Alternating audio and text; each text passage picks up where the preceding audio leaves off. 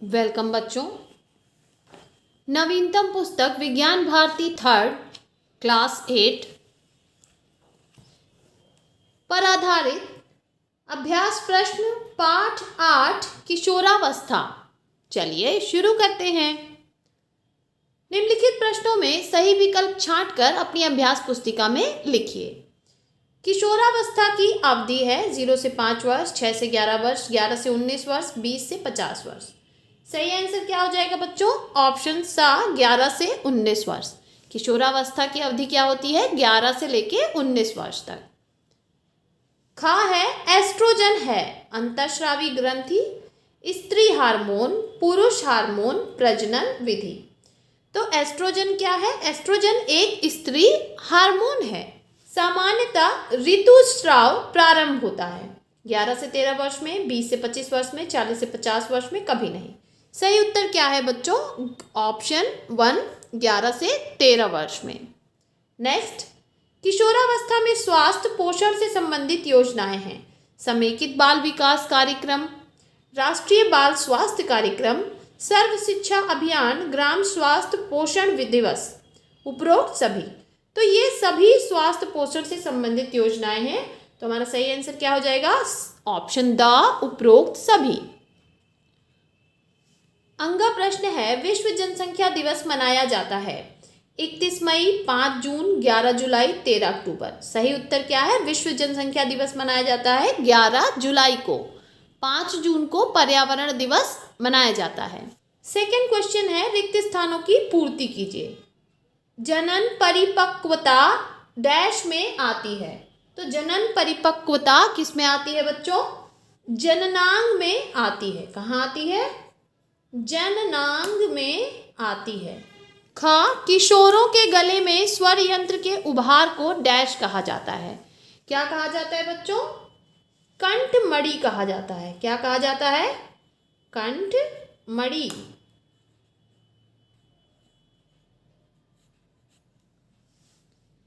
ग, युग्मनज का पोषण डैश में होता है। युग्मनज का पोषण कहाँ होता है बच्चों? गर्भ में होता है। घा, अधिक मदिरा का सेवन व्यक्ति के डैश को प्रभावित करता है। तो अत्यधिक शराब पीने से क्या होता है बच्चों? तंत्रिका तंत्र प्रभावित होता है।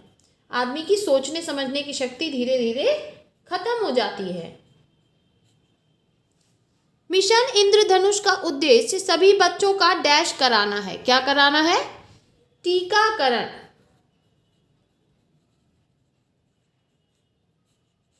मिशन इंद्रधनुष का उद्देश्य सभी बच्चों का टीकाकरण करना है।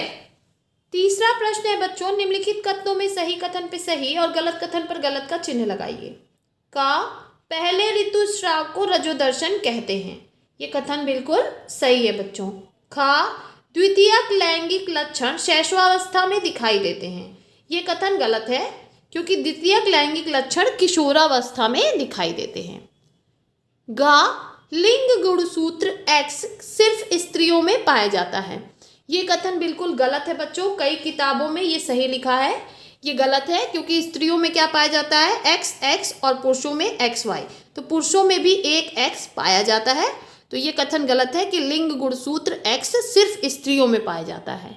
दोनों में X पाया जाता है, बस स्त्रियों में दोनों X होते हैं और पुरुषों में एक X और एक Y होता है। घा, पुरुष हार्मोन टेस्टोस्टेरोन है। ये कथन बिल्कुल सही है बच्चों। अंगा, धूम्रपान अधिक करने से श्वास संबंधी रोग हो जाते हैं। तो ये कथन भी बिल्कुल सही है बच्चों। अधिक धूम्रपान करने से श्वास से संबंधित रोग हो जाते हैं। चौथा प्रश्न है बच्चों, स्तंभ का के कथनों को स्तंभ खा के कथनों से सुमेलित कीजिए। शुक्राणु, तो शुक्राणु कहाँ बनते हैं? वृषण में। तो हम इसे वृषण से मिला देंगे। अंडाणु, अंडाणु कहाँ बनते हैं? अंडाशय में। तो आप इसको अंडाशय से मिला दीजिए। हार्मोन, हार्मोन कहाँ बनते हैं? अंतःस्रावी ग्रंथियों में। फिर है स्वर परिवर्तन। अब स्वर परिवर्तन कहाँ होगा? स्वर यंत्र में। दाढ़ी मूछ निकलना, दाढ़ी मूछ निकलना क्या है? द्वितीयक लैंगिक लक्षण है। पांचवा प्रश्न है, निम्नलिखित प्रश्नों के उत्तर दीजिए। का, किशोरावस्था में होने वाले शारीरिक तथा मानसिक परिवर्तनों का उल्लेख कीजिए। उत्तर, किशोरावस्था में होने वाले शारीरिक परिवर्तन: लंबाई में वृद्धि, स्वर में बदलाव, जननांगों में परिपक्वता तथा श्वेत एवं तेल ग्रंथियों की सक्रियता। किशोरावस्था में मानसिक परिवर्तन: संवेदनशीलता, भावुकता और चिंतनशीलता। द्वितीयक लैंगिक लक्षण किसे कहते हैं तथा यह किस प्रकार नियंत्रित होते हैं? उत्तर, कुछ ऐसे लक्षण जो किशोरावस्था के समय विकसित होते हैं तथा पुरुष तथा स्त्री में अंतर को स्पष्ट करते हैं, द्वितीयक लैंगिक लक्षण कहलाते हैं। जैसे किशोरावस्था में लड़कों के चेहरे पर दाढ़ी, मूछ तथा लड़कियों में स्तनों का विकास आदि। यह लक्षण हार्मोनों द्वारा नियंत्रित होते हैं। प्रश्न है, किशोरावस्था में व्यक्तिगत सफाई के महत्व को स्पष्ट कीजिए। उत्तर, किशोरावस्था में व्यक्तिगत सफाई का महत्व: श्वेत एवं तैल ग्रंथियों की सक्रियता बढ़ जाने से शरीर से गंध आने लगती है। प्रतिदिन सभी अंगों की सफाई अच्छे से न करने पर चर्म रोग, खुजली तथा अन्य यौन रोग होने की आशंका बनी रहती है। प्रश्न है, युग्मनज में लिंग का निर्धारण किस प्रकार होता है, समझाइए। उत्तर, मनुष्य के प्रत्येक कोशिका के केंद्रक में 23 जोड़ा अर्थात 46 गुणसूत्र होते हैं, जिनमें से 22 जोड़े समान प्रकृति के होते हैं, जबकि 23वां जोड़ा अर्थात 2 गुणसूत्र इनसे भिन्न प्रकृति के होते हैं। ये ही लिंग गुणसूत्र हैं, जो X तथा Y के रूप में पहचाने जाते हैं। स्त्री में 2 X गुणसूत्र होते हैं, जबकि पुरुष में 1 X तथा 1 Y गुणसूत्र होता है। यदि Y गुणसूत्र वाला शुक्राणु अंडाणु के साथ निषेचित होता है तो युग्मनज XY प्रकृति का होता है और नवजात शिशु लड़का होता है, जबकि X गुणसूत्र वाले शुक्राणु के साथ अंडाणु के निषेचित होने पर युग्मनज XX प्रकृति का होता है और नवजात शिशु लड़की होती है। प्रश्न है, किशोरावस्था में पोषण का क्या महत्व है? किशोर तथा किशोरियों के पोषण में सुधार लाने हेतु किए जाने वाले क्रियाकलाप पर प्रकाश डालिए। उत्तर, किशोरावस्था में पोषक आहार ग्रहण करने से शरीर तेजी से वृद्धि एवं विकास करता है। किशोर तथा किशोरियों के पोषण में सुधार लाने हेतु किए जाने वाले क्रियाकलाप: पहला है समेकित बाल विकास कार्यक्रम, वृद्धि निगरानी, अनुपूरक पोषाहार, किशोरी व गर्भवती माँ की देखभाल। दूसरा, स्वास्थ्य विभाग टीकाकरण। तीसरा, पंचायती राज शौचालय का निर्माण व साफ सफाई करना। चौथा, सर्व शिक्षा अभियान, मध्याह्न भोजन, MDM। प्रश्न है, धूम्रपान एवं मादक द्रव्य से होने वाले दुष्प्रभावों का वर्णन कीजिए। उत्तर, धूम्रपान एवं मादक द्रव्यों से होने वाले दुष्प्रभाव: पहला, श्वास संबंधी रोग हो सकते हैं। दूसरा, तंत्रिका तंत्र प्रभावित होता है। तीसरा, व्यक्ति कमजोर तथा संवेदन शून्य हो जाता है। प्रश्न है, जनसंख्या वृद्धि के कारण तथा उससे होने वाले कुप्रभाव को समझाइए।